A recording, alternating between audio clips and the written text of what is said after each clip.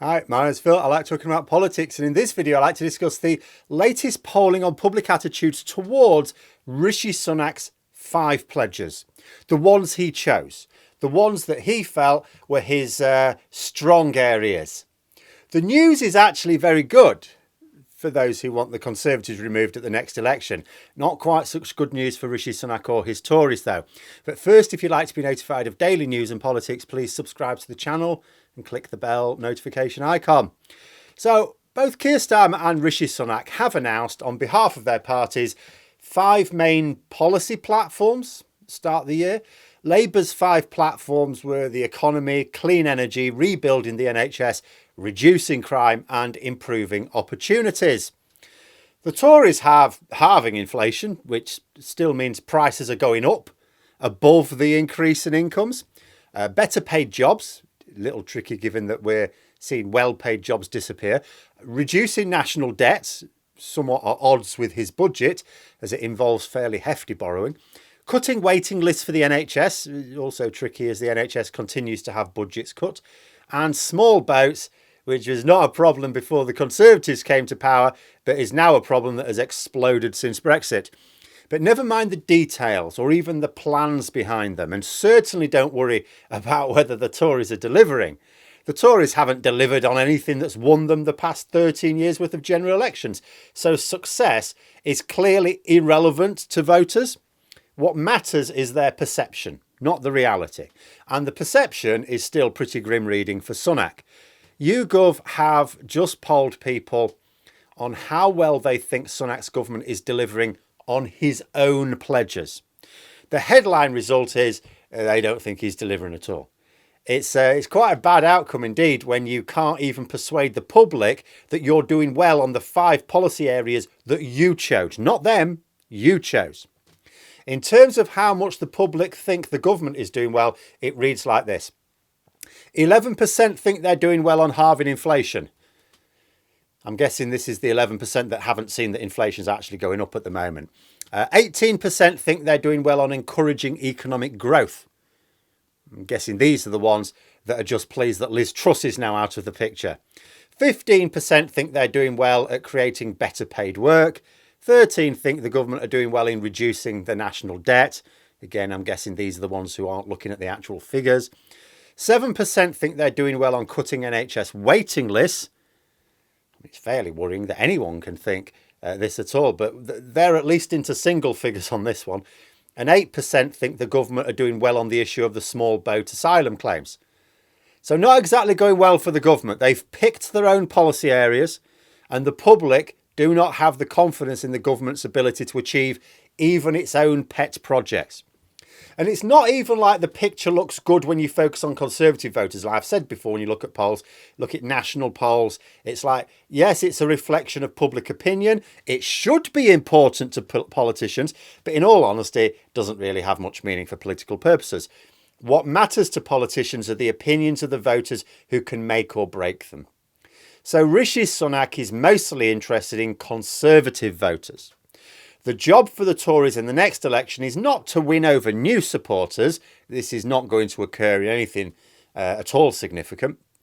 It is to retain as many of their 2019 voters as possible. But looking at how Conservative voters responded is also grim reading for Sunak. It's better, granted, than the national polling, but it's really still very poor. 37% of Conservative voters think he's doing well on economic growth. That was by far and away the best result for him, and it's still only a little bit above a third of actual Conservative voters. Only 13% of Conservative voters think he's getting the small boats issue under control, and that's their biggest source of red meat. And I feel I have to emphasise this point again. These policy areas, they're not the ones that the public think are important, and therefore Rishi Sunak has formulated policies to mirror the views of the public to attract their votes. No, these are the ones that Sunak chose to keep his MPs happy. They're the areas he has chosen to champion because he thought they were battles he could win. Nearly 3 months after announcing them, even Conservative voters think it's going badly. But to drill down to what voters actually think are the most important issues, the economy and healthcare, it's a disaster. 76% of Conservative voters think the government's doing badly on cutting NHS waiting lists. 49% of Conservative voters think the government are doing badly at creating better paid opportunities and jobs. And when you consider most Conservative voters live in the relatively affluent areas, the Tory heartlands in the southeast of England, there's some rural areas around the Midlands and the north of England as well. But, the affluent areas, that's where most of these voters are. In the affluent areas, if only half of them think the government are doing, well in this, or actually not half think they're doing well, half think they're doing badly, there's a good chunk don't actually know one way or the other. Half of them in affluent areas think they're doing badly. These poll results are an unmitigated disaster for Sunak.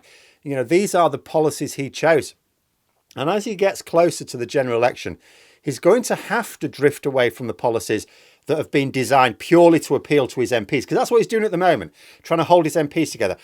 When the general election comes around, he will be able to drift a little away from them because they'll focus their attention. As soon as the general election is on the horizon, they'll know they can't replace him. So the rebels, there's no reason for the rebels to rebel at that point, unless they're mindless, because they're not going to replace him with the general election just around the corner. They'll all be focusing on their own seats. They know that backing the leader is the only way to retain those seats. So he will be able to drift away a little bit from those sort of policies and tilt towards the policies that voters are interested in, that are needed to target voters. If he can't convince them that he's winning on the policies he chose, how's he going to do on the ones the voters choose? Rishi Sunak was in Essex this week, taking questions from the public. The response he got, according to reports, it wasn't hostile. They made it clear. The public aren't hostile to Rishi Sunak. I mean, after Liz Truss and Boris Johnson, they wouldn't be, would they? It's like Stockholm Syndrome. But they weren't impressed with either his priorities. They went, what are you doing banning laughing gas? We can't afford food. But they also weren't impressed with his success rate either, even on the areas he was pushing. We're consistently seeing evidence that the public just don't believe that the government even have the competence to improve things, even if they agree with their policies. Rishi Sunak has scored a few wins in the interests of pulling his MPs together, but he doesn't seem to be doing so with the public. The latest enemy of the people are the young and the homeless. If you look at the front pages of the Tory press this week, that's who's in their sights this week. The latest culture war is against those on the streets and young people going to parks. Can you imagine? Stop sitting inside all day, dear. You need the fresh air. Go out to the park. Can't, mum, says the vitamin D deficient teenager. The government don't like it. They're still falling back on their tried and tested culture wars in an attempt to blame others for the shitty lives that people suffer by sheer coincidence when the Tories are in power. The Daily Telegraph were pushing the idea that the increasing interest rates are now the fault of early retirees. They're blaming the demographic that votes in large numbers now. Now, the Tories do traditionally do well in blaming certain groups of people for society's ills. But it works because they tend to blame people who don't have a voice in the national debate and who don't vote for them anyway. Many don't vote at all. So it's safe and effective for the Tories to do so. But the Tories are currently blaming, they're blaming asylum seekers, they're blaming migrant workers, the poor and the young, which is safe enough for them. They do that. But then they're blaming teachers, nurses, doctors, care home workers. And it's like, well, this is dodgier ground. Although many of those people aren't likely to vote Tory, they are respected by the Tory voting public for the work they do in their communities. But they're also now blaming retirees and pensioners. I'm not convinced this is wise. In fact, I'm now struggling to think of anyone the Tories are not blaming. It's like they realise it's not working, so they just blame another group and another. Let's keep blaming different groups of people until something works. At some point, the only group left to blame will be Tory MPs. Mind you, given the way some of them are attacking their own side, you could argue they've already started doing that. But there we are. Those are my thoughts. Let me know yours in the comments below. Hope you found the video interesting. If you did, please click the like button. And if you'd like to support the channel further, the join button for memberships. And until next time, I'll see you later.